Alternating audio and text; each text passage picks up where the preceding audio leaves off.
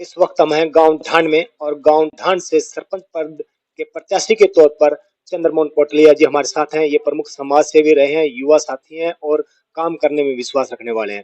चंद्रमोहन जी, आज आप चुनाव मैदान में उतरे हैं सरपंच पद के उम्मीदवार के तौर पर गांव में, तो आपका चुनाव प्रचार किस तरह से चल रहा है?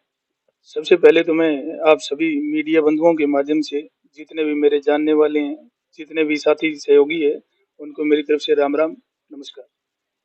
और रही बात चुनाव की, आपने जैसे पहले भी हम आमतौर पर इस क्षेत्र के अंदर मुलाकात होती रहती है हर किसी गांव में। और मेरा काम मेरा मेरा काम मेरा उद्देश्य सिर्फ लोगों के लिए समाज सेवा करना।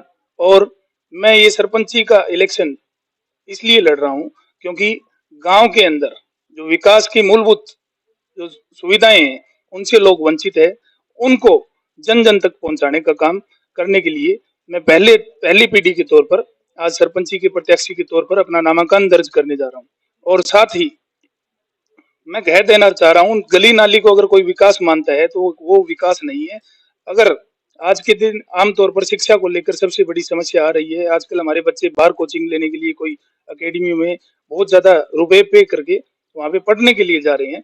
तो अगर कोई प्राइवेट स्कूल के अंदर पढ़ रहा है, उसके अंदर पढ़ाने वाला अध्यापक, उसकी सैलरी आमतौर पर आप जानते हो, उसकी सैलरी मिनिमम 15,000 20,000 रुपए तक लास्ट होती है।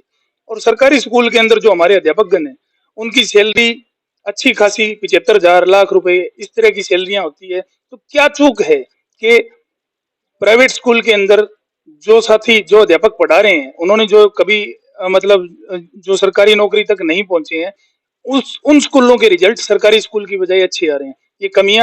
ये कमियां गांव के प्रतिनिधि के तौर पर हुई है, तो उनको दूर करने का प्रयास, हर संभव प्रयास मेरे से किया जाएगा। और गांव के अंदर किसी भी तरह की कोई भी मूलभूत सुविधाएं हैं, उनको उपलब्ध कराने के लिए मैं ये चुनाव आज नामांकन दर्ज करने जा रहा हूँ।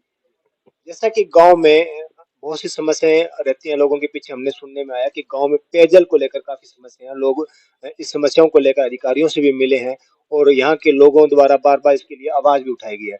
उसके बारे में आप क्या कहना चाहेंगे? पेयजल के तौर पर आमतौर पर पेयजल की समस्याएं रहती है। गांव के अंदर जो वाटर टैंक बना है वो छोटा है, जो लोगों को जितने पानी की आपूर्ति नहीं हो पा रही है, तो उसके लिए खामियां रही है। अभी पीछे भी बना है, वो पीछे भी वाटर टैंक बना था।